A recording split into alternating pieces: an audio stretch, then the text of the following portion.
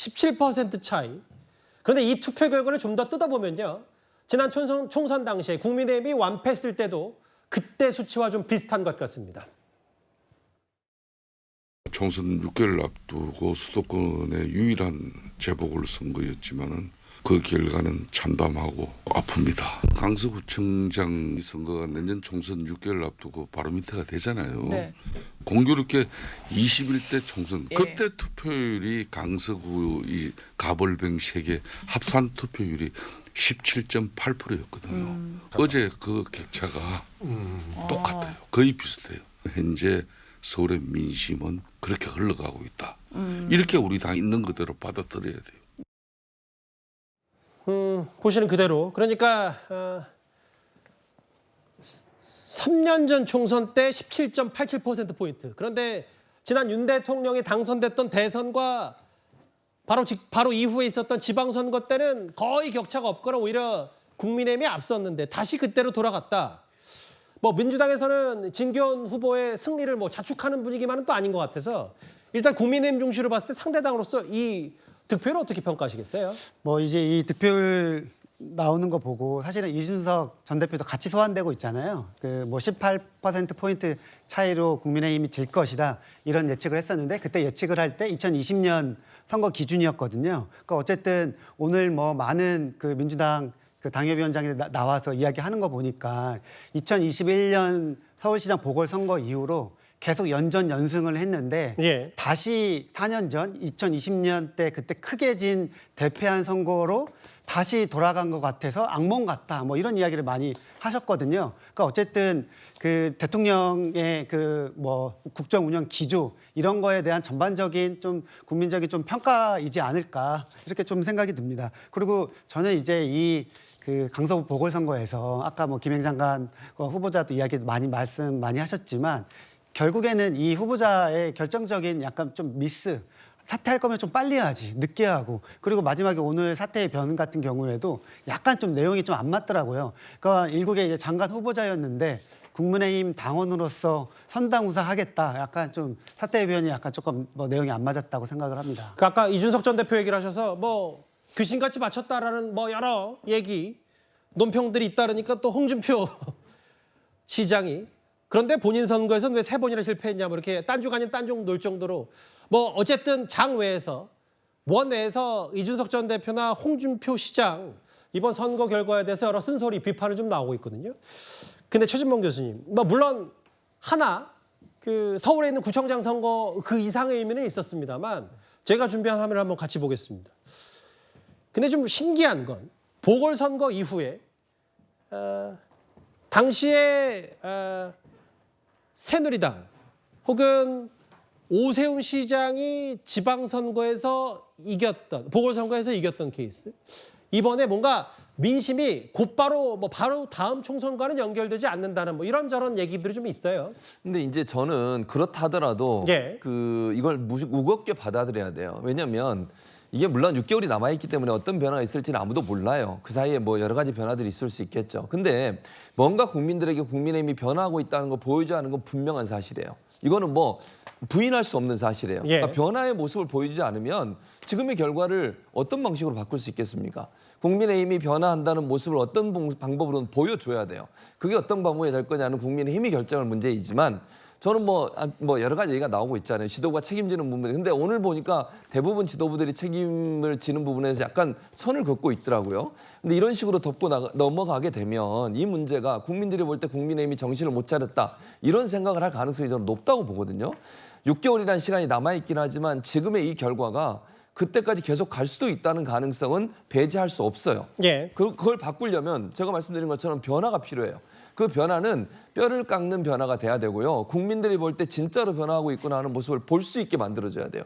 그게 김행 후보자 한 명 사퇴시키는 걸로 끝나는 문제가 아니에요. 이건 예. 예전에도 있었던 문제예요. 예. 새로운 변화를 추동할 수 있는 변화, 그런 개혁이라고 하는 부분이 보여지지 않으면 제가 볼 때 6개월이라는 시간이 그렇게 좋은 방향으로만 흘러가지 않을 거다라는 부분을 좀 깊이 생각했으면 좋겠습니다. 오늘 김기현 대표도 여러 가지 얘기를 했는데 뭐 당내 또 다른 목소리까지 바로 화면을 이어서 만나보겠습니다.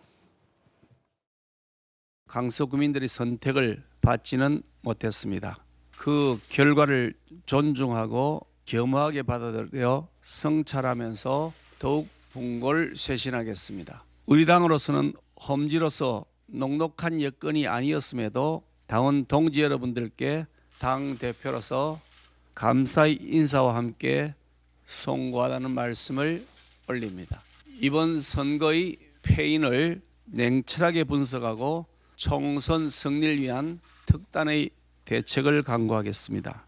한마디로 망했죠. 폭망입니다. 겸허하게 반성하고 우리가 더 잘하겠다라고 하기보다는 의미를 깎아내리려고 하는 코멘트들이 나오고 있는 것 같아요. 원래 험지가 아니고요. 정부 여당이 험지 메이커입니다. 원래 같으면은 사퇴해야 될 거라고 보여지거든요. 근데 그렇게 할지는 의문입니다. 뭐 일부에서는 김기현 대표 사퇴 얘기, 뭐 비대위까지 벌써 나오고 특단의 대책 뭐 아까 장해찬 최고 얘기했던 것처럼 내일 논의한다니까 좀 더 지켜봐야 될 텐데 이현정 의원님 이걸 좀 큰 틀에서 봤을 때 결국 이게 집권 여당 국민의힘 당대표의 문제냐 아니면 용산 대통령실 혹은 아까 최진봉 교수가 얘기했던 윤석열 대통령의 국정기조가 좀 변해야 되는 거 아니냐 뭐 이런저런 얘기 나오는데 국민의힘 나름대로 해법은 앞으로 어떻게 가져가야 된다고 보세요? 저는 결국 이번 선거 결과는 대통령실과 여당의 공동 책임이라고 저는 봅니다. 더 책임이 있다면 대통령실에 더 책임이 저는 있다고 봅니다. 예. 그렇기 때문에 이거는 결국은 국민들이 선택하는 거는 전반적인 여권의 어떤 국정 운영 방향에 대해서 지금 이 평가를 내린 거거든요. 근데 제일 큰 문제는 뭐냐면 위기를 위기로 못 느끼는 게 저는 가장 큰 위험이다 이런 생각이 들어요. 예. 지금은 정말 국민이 이번에 센 회초리를 때렸습니다. 즉 집권 여당과 대통령실을 향해서 국정 운영 이렇게 하면 안 된다. 국민들이 지금 고물가에 시달리고 있고 어려움이 있는데 지금 이 국정 운영을 이렇게 안정적으로 이끌어 나가는 것 자체가 큰 문제가 있다. 이거에 대한 강력한 경고와 채찍을 보낸 거거든요. 좀 전에 보셨지만 지금 지난 21대 총선 이후에 꾸준하게 지지율이 상승하고 있었어요. 예. 근데 그게 지금 다시 뚝 떨어져서 됐다는 거는 그 전에 사실 지난 대선에서 윤석열 대통령을 뽑았던 중도 보수층들, 합리적 보수층들이 사실상은 이제 떨어져 나갔다는 이야기거든요. 지금 대통령 지지율만 지금 나오고 있는 겁니다. 30%, 이 자체가. 30%. 그렇죠. 딱 그것만 나오고 있는 예. 거예요. 그 이후에 플러스 알파가 붙어야 되는데 예. 그게 없다는 이야기거든요. 왜 그러냐에 대한 이유는 다 잘 알 겁니다. 자, 그렇기 때문에 저는 일단 우선 당에서는 김기현 체제에 대한 저는 정치적 생명은 이제 끝난 게 아닌가라는 생각이 들어요. 예. 왜냐하면 이 선거를 바라보는 구도와 인물과 조직, 선거의 3대 요소라고 그러는데 예. 이 3대 요소 전부 다 사실 실패를 했습니다. 뭐 선거 전략이든 혹은 선거를 판을 키우냐 줄이냐 뭐 이런 부분까지 다 염두에 둬서요? 그거에 대한 정책 판단을 제대로 못 내린 거에 대한 책임을 져야 돼요. 그 책임지지 않으면 국민들 그 다음에는 이제 외면할 겁니다. 자, 대통령실 참모들. 저는 이 참모들이 그동안 과연 그러면 이 선거를 어떻게 했고 특히 이런 부분에 대해서 어떻게 대통령에게 정보를 제대로 전달했고 네. 이런 부분에 대한 저는 책임을 져야 된다고 봅니다. 자, 시간 얼마 남지 않았습니다. 자칫 우리가 뭐 이번에 선거가 뭐 작은 구청 선거였고 뭐 이게 중요하지 않다 이런 이야기 나오는 것 자체가 예. 이건 아마 국민들에서는 더 배신감을 줄 겁니다. 빠른 시간 안에 정책 결단을 저는 내려야 된다. 그래야지만이 가장 효과적이다는 생각이 듭니다. 뭐 김기현 대표의 책임론을 좀 말씀하신 것 같은데 장해찬 최고위원님 나오셨으니까 지금 국민일보 보도에 보면 여의도 연구원장인 박수영 의원과 총선 공천을 관리하는 이철규 사무총장의 사퇴를 제안했다. 뭐 이런 얘기까지 들려오는데 진짜 뭐 지도부 차원에서 물러날 생각이 있고 뭐 저런 얘기가 진짜 나오는 거예요? 뭐 일단 해당 보도에 대해서는 박수영 의원실에서 부인하는 입장을 방금 또 냈더라고요. 예. 근데 중요한 것은 제가 구체적인 거 합의되지 않은 상태에서 말씀드리는 게 부적절합니다만 어떤 형태가 되었든 우리가 이번 선거에 드러난 민심을 무겁게 받아들이고 있다. 그리고 뼈저린 반성을 할 것이다라는 것을 국민들께 어떻게 보여드리느냐입니다. 그 관점에서 더 많은 고민이 오늘 밤과 내일 아침 사이에 있어야 될 것 같고요. 예. 내일 아침 긴급 최고위에서 김기현 대표께서 결단을 하시고 발표하실 때 그 발표를 보고 언론과 국민들이 이거 책임 회피하는 거 아니냐라는 반응이 아니라 예. 그래도 책임지고 반성하려고 노력하는구나라는 긍정적 반응이 당연히 나와야 되겠죠. 예. 그를 위해서 당에서 여러 의견들이 분출되고 그 의견을 토대로 지금 토론과 논의가 이어지고 있는 단계라고 말씀을 드려야 될 것 같습니다. 알겠습니다. 선거에서는 보궐선거, 강서구청장 보궐선거에서는 이겼지만 민주당 내부, 특히 비명계에서 이런 얘기도 나옵니다. 한번 들어보겠습니다. 딱 구청장 선거 하나 하는 건데 총선에 뭐 풍향계가 될 것이다. 네. 뭐 바로미터가 될 것이다. 전혀 동의하지 않습니다. 이기는 당은 페니실린 주사를 맞은 격이 돼가지고 현재의 체제에 안주할 가능성이 좀 있죠. 이재명 당대표는 뭐라 할까요? 좀 대범하지 못하고 좀 옹졸해 보인 느낌이었습니다. 추상적인 용어를 쓴다 하더라도 행동할 것인가라고 하는 거에 대한 기대는 별로 되질 않습니다.